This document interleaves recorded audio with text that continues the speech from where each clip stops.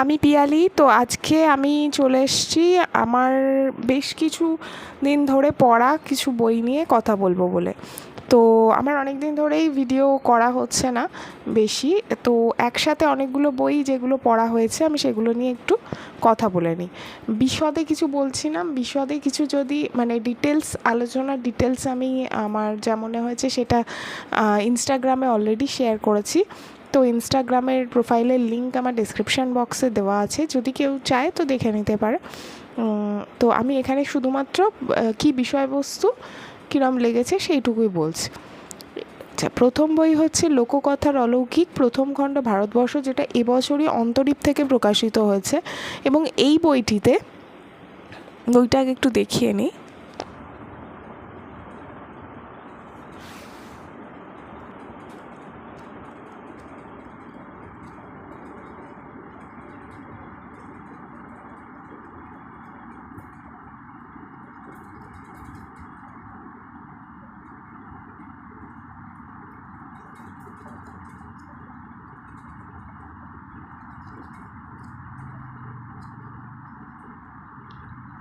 বইটার দাম হচ্ছে 450 টাকা।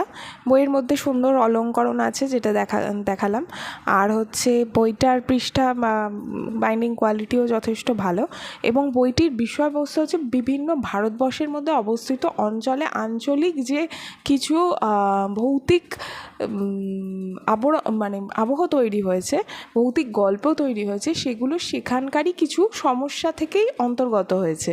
মানে সেই অঞ্চলেরই অনেক দিন ধরে চলে আসা কিছু রীতি, কিছু জীবনযাপন বা কিছু অন্যায় অবিচার, এই জায়গাগুলো থেকেই কিছু ভৌতিক জায়গা এসছে, বিশ্বাস এসছে, লোককথা এসছে। সেইখান থেকে সেই সংস্কৃতি, সেই জায়গাকে কেন্দ্র করেই এই গল্পগুলো লেখা হয়েছে। গল্পগুলো পড়তে খুব ভালো লাগবে, সবই খুব ছোট ছোট, বেশি বড় নয়। এবং গল্পগুলোর মধ্যে থেকে যেটা সবথেকে ইন্টারেস্টিং লেগেছে আমার, সেই বিশেষ জায়গাটি, মানে এটা হচ্ছে সূচিপত্র। এখানে হচ্ছে অন্ধ্রপ্রদেশ, বিহার, আসাম, পাঞ্জাব, হিমাচল প্রদেশ, উত্তরাখণ্ড, তারপর ওড়িশা, কাশ্মীর, রাজস্থান, কর্ণাটক, মহারাষ্ট্র, কেরালা, আসাম, তামিলনাড়ু, এই সব জায়গাগুলো নিয়ে গল্প লেখা আছে। এবার সেই জায়গাকার জীবনযাপন, সেই জায়গার মানুষের কেমনভাবে তারা জীবনযাপন করে, কীরকম তাদের মানে পরিবার, এই জায়গাগুলোও উঠে এসছে।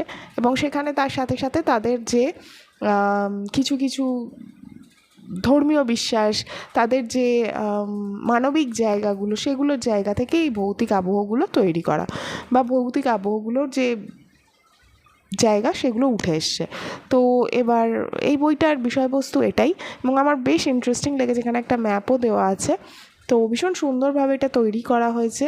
এবং এখানে অদিতি সরকার, শিল্পী দত্ত, ঐশিক মজুমদার, কিশলয় জানা, আবেশ কুমার দাসের গল্প আছে। এবং বেশ ভালো রিসার্চ স্টাডির মতন করেই বইটিতে যেমন আমরা অনেক ইনফরমেশনও পাবো, তেমন গল্পগুলো ভীষণ সুন্দর, আমার বেশ ভালো লেগেছে। তো এই ছিল আমার প্রথম বই, যেটা অন্তরীপ পাবলিকেশন থেকে প্রকাশিত। দ্বিতীয় বই যেটা হচ্ছে সেই ফুলের দল, অভিক মুখোপাধ্যায় লেখা, বিভা পাবলিকেশন থেকে প্রকাশিত। বইটা একটু দেখিয়ে নিই।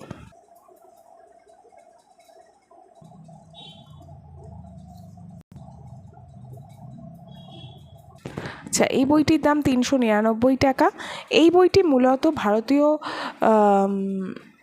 জনতা পার্টি, এই যে রাজনৈতিক সংগঠনটি, এটি কোথা থেকে উত্থান, এটির যে মূল ভাবনা, এটার সাথে অন্যান্য যে দলীয় রাজনৈতিক জায়গা আছে সেইগুলোর যে সম্পর্ক, এবং ভারতবর্ষের যে অবস্থান এই জায়গাগুলো নিয়ে, সেইগুলোই এখানে উঠে এসছে। এবং বিশেষ বিশেষ চরিত্র, তাদের জীবন, তাদের এই সংগঠনে ভূমিকা, তারা কীভাবে এই পার্টি বা এই সংগঠন কাজ করে চলেছে, এই জায়গাগুলো নিয়েই এই বইটা। ঠিক আছে, তো এইটা ছিল বিভা পাবলিকেশনের একটা বই। এটার দাম হচ্ছে 399 টাকা। বইয়ের বাইন্ডিং বেশ সুন্দর লেখা, এবং পেজও বেশ ভালোই লেগেছে।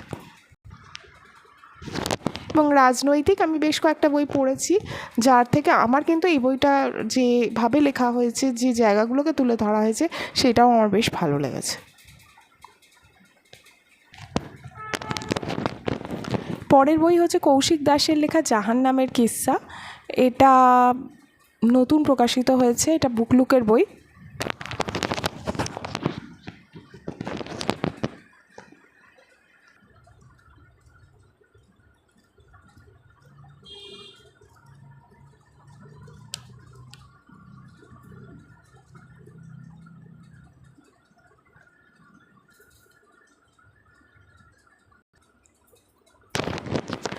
এই বইটি হচ্ছে একটি নির্মম বাস্তবকে নিয়ে লেখা, যেখানে বাচ্চাদেরকে বিক্রি করে দেওয়া হচ্ছে এবং বাচ্চাদের ওপর নির্মম অত্যাচার করা হচ্ছে।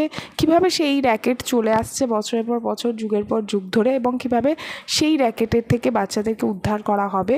এবং সেখানে কিছু কিছু চরিত্র উঠে এসছে, যেমন চিত্রা রাঠোর, রামকুমার শর্মা, তারপরে আরও বিভিন্ন ধরনের চরিত্র দিয়ে এই বইয়ে বাচ্চাদেরকে কীভাবে উদ্ধার করা হচ্ছে এবং এই সমস্ত বাচ্চারা কোথা থেকে আসছে, কীভাবে তাদের সাথে কীরকম আচরণ করা হচ্ছে, যারা এগুলো করছে তারা কোথা থেকে আসছে, তাদের মানসিকতা কীরকম, এই জায়গাগুলো নিয়েই গল্পটি লেখা। এবং অবশ্যই এটা সোশ্যাল একটা অ্যাওয়ারনেসের মধ্যে পড়ে এবং এটা খুব নির্মম একটি গল্প, নির্মম একটা জায়গা তুলে ধরেছে সমাজের। ইন্টারেস্টিং টপিক, লেখা তো ভীষণই ভালো ছিল। এবং বইটির দাম হচ্ছে 450 টাকা। এটা বুকলুক থেকে প্রকাশিত। আমি আজ শেষ যে বইটা নিয়ে কথা বলবো সেটা হলো নিপাত নিয়তির পূর্ণতায় অরূপ রতন সমাজদারের লেখা, যার আগের একটি বই বেরিয়েছিল আংশিক মেঘলা আকাশ ও মৃত্যুর সম্ভাবনা। সেই বইটিরই এইটা সেকেন্ড বেরোলো, ফারুক সিদ্দিকীর সেকেন্ড গল্প। তো এই বইতে দেখানো হয়েছে ফারুক সিদ্দিকীর মেয়ে, প্রাক্তন পুলিশ অফিসার ফারুক সিদ্দিকীর মেয়ে মাহিরা, তারই একটি বন্ধুদের গ্রুপের একটি ছেলে শুভদীপ, সে হঠাৎ নিখোঁজ হয়ে যাবে এবং তাকে ঘিরেই রহস্য ঘনীভূত হতে থাকবে। এবং তার সাথে সাথে আরও অনেক কিছু চিত্র উঠে আসবে, পারিবারিক চিত্র, সামাজিক কিছু চিত্র উঠে আসবে, সেই নিয়েই এই গল্পটি আমার ভালো লেগেছে তার কারণ এখানে কলকাতার ভীষণ সুন্দর বর্ণনা আছে। গল্পটা যেভাবে এগিয়েছে, যেভাবে রহস্যটা ঘনীভূত হয়েছে এবং সলভ হয়েছে, সেটাও বেশ ভালো ছিল। এবং এখানে পারিবারিক চিত্রগুলো যেভাবে দেখানো হয়েছে সেগুলোও বেশ ভালো লেগেছে। বেশ ভালো একটা বই এবং এই লেখকের লেখা আমার খুব ভালো লাগে। আগের গল্পটিও আমি বেশ এনজয় করেছিলাম, এটাও আমার বেশ ভালো লাগলো। তো এইটা ছিল আর একটা বই যেটা বৈভাষিক থেকে প্রকাশিত। আমি বইটা একটু দেখিয়ে নিই।